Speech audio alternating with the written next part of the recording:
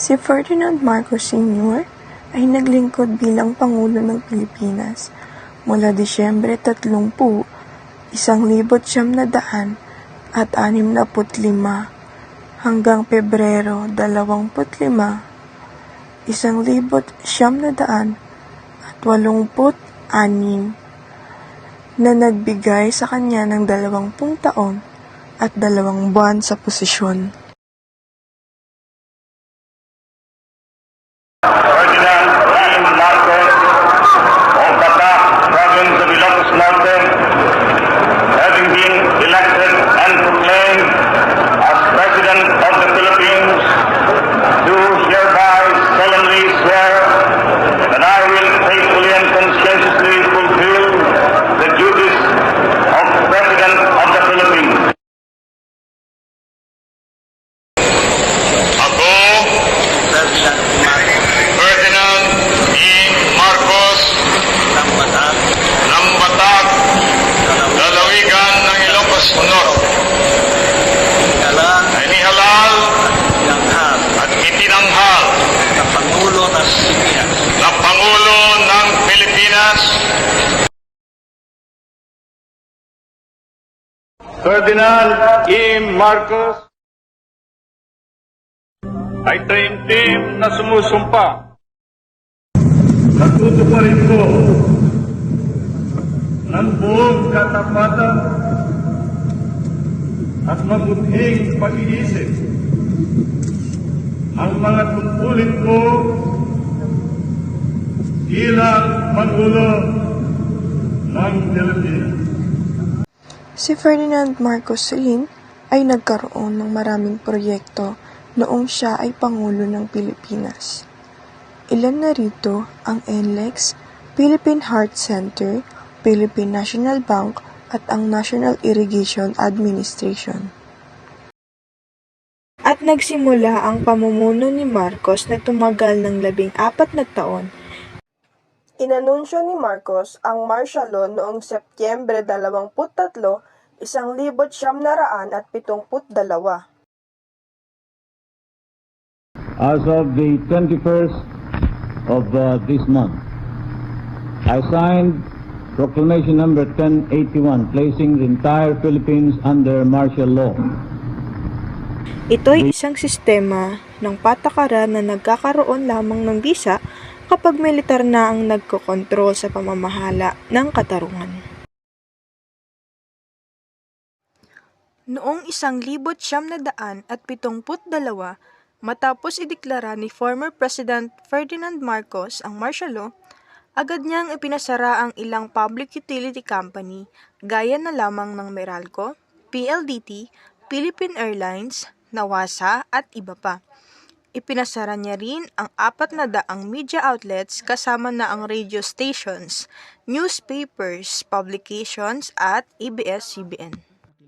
Noong unang araw din ng martial law ay pinaaresto ni former President Ferdinand Marcos ang 4 na senador na kilalang kritiko ni Marcos. Sila ay sina Ninoy Aquino, Pepe Jocno, Ramon Mitra Jr. at Soc Rodrigo. Kanya ring ipinadampot ang ilang journalist, mag-aaral at manggagawa. Ayon sa aming pag-interview, sinasabi ng ilang mga estudyante at matatanda na nakasaksi ng martial law na ito ay mayroong negatibong epekto. Isa na rito ang paglabag sa karapatang pantao ng mga Pilipino. Sa kabilang banda, ito rin naman ay may positibong epekto. Isa na rito ang pagkakaroon ng disiplina at pagsunod ng mga Pilipino.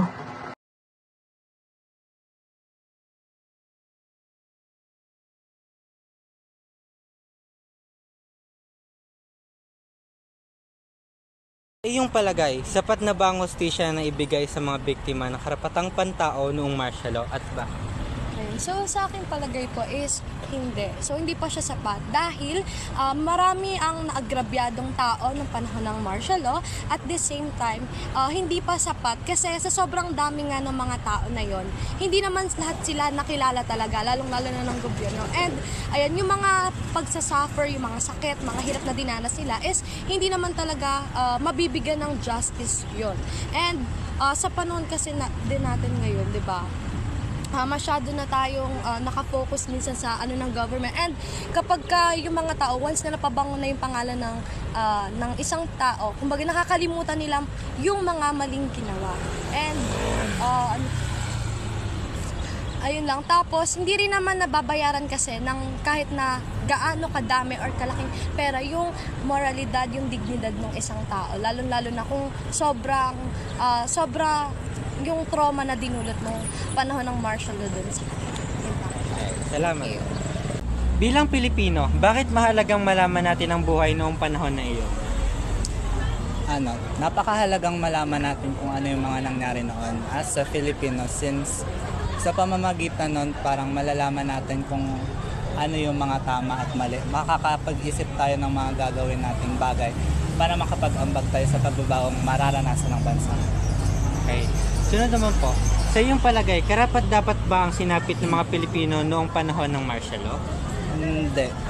It will never be right kasi may mga taong namatay, may mga taong nagdusa, mga taong nahirapan. Kaya hindi siya magiging tama. Maaaring may mga nangyaring maganda, pero parang mas malaki kasi yung masama or pangit na nangyari sa mga mamamayang Pilipino.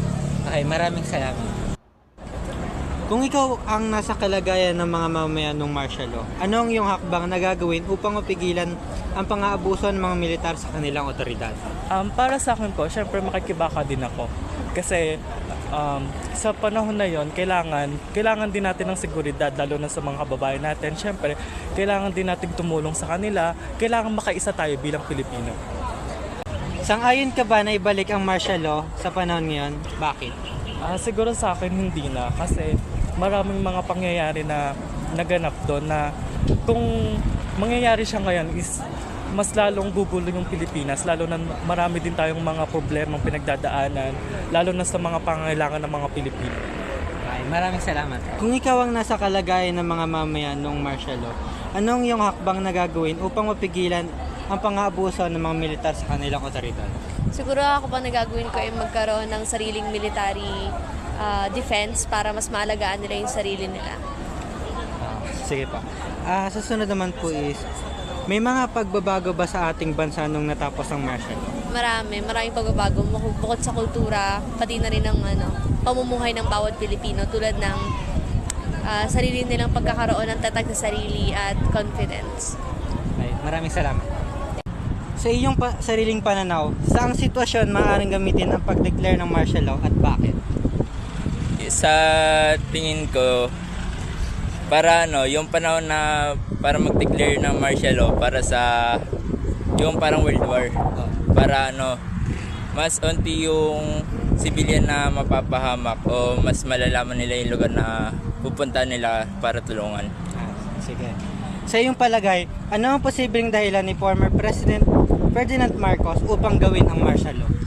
Sa tingin ko, para mapalakas yung hukbong militar ng Pilipinas sa mga darating na gera o ganito-ganyan. Salamat. So, ano po yung mga naranasan nyo nung panahon ng martial law? Noon, ang naranasan namin mahigpit.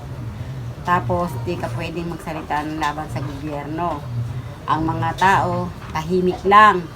Pagdating ng alas 10 ng gabi, wala nang lakad-lakad, wala nang gala-gala kasi nga hinuhuli may curfew hour. Pag nahuli, sila kukulungin. Kaya mga tao takot noon. Pero, ang maganda naman, mura bilihin. Hindi ka naman nakakaroon sa sobrang taas ng bilihin. Tsaka, parang matahimik yung martial law. Kasi nga, ang gulo nga, kaya nga iniano ang martial law, binaksak niya ang martial law. Ang gulo nga. Tapos noong nagka-martial law, tumahimik. Kasi hindi na makaano yung mga tao. Tapos walang gala-gala. Tahimik na pagdating ng gabi. Wala nang silang mga iniintinding mga kung ano-anong gala. Inuman. Kasi pinagbabawal din ng mga mag-inom. Talagang mahigpit. Kaya hindi ka pwedeng hindi susunod. Kasi nga, ultimo ngang lalaki, pag mahaba ang buhok, ginugupitan eh. Kaya nga may kanta eh, pag dumalaw ang martial law, PC na ang gugupit sa'yo. Kasi ang akala nila pagka kasi mahaba ang buhok, mga taong labas, mga NPA. Kaya hindi pwede yung hindi magpaprotect. Mahigpit noon, pero ayos naman ang naging palakad kasi nga tumahimik.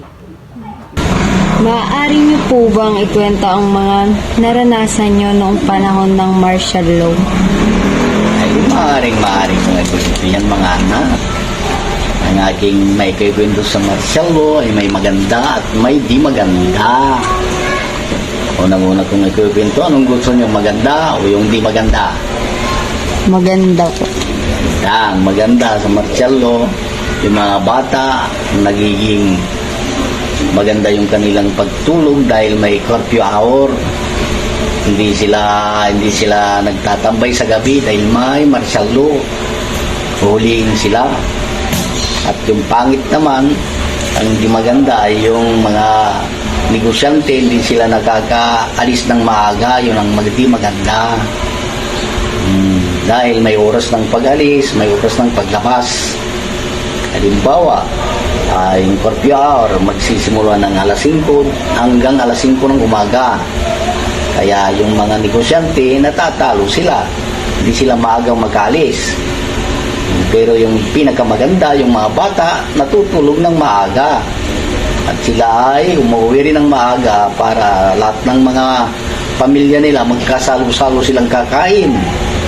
Wala yung uwi ng hating gabi, wala. Basta sabay-sabay, yun ang maganda. Alis sila ng alas 5 lahat. Gigising sila alas 5. Lahat yan. Yun ang maganda.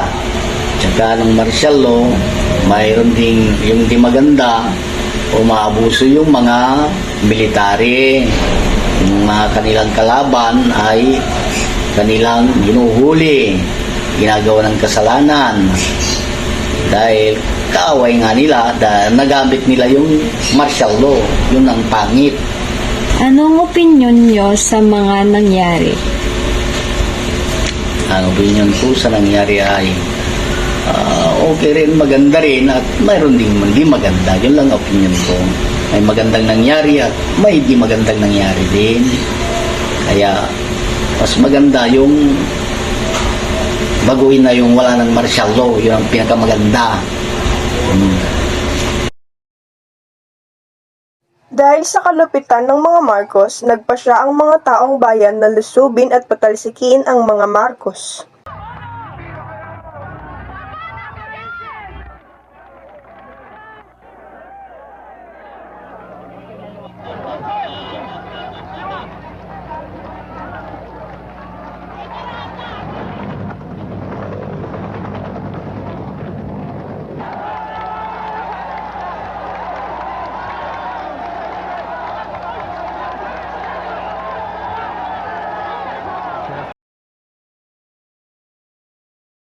Ang mga Marcos ay napaalis sa kapangyarihan noong Pebrero 25, 1986 matapos ang 3 araw ng People Power Revolution sa EDSA sa Maynila.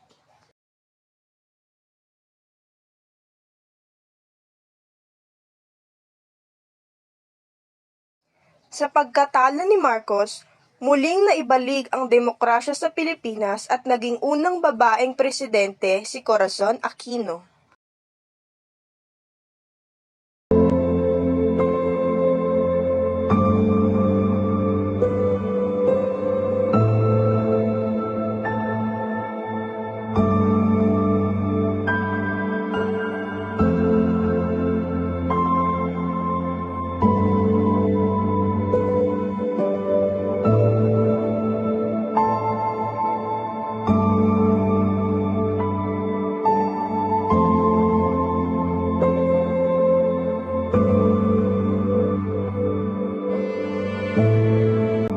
Ang karanasan ng mga Pilipino sa ilalim ng martial law ay nagpapakita ng kahalagahan ng katapangan at pagkakaisa sa pagtatanggol ng kalayaan.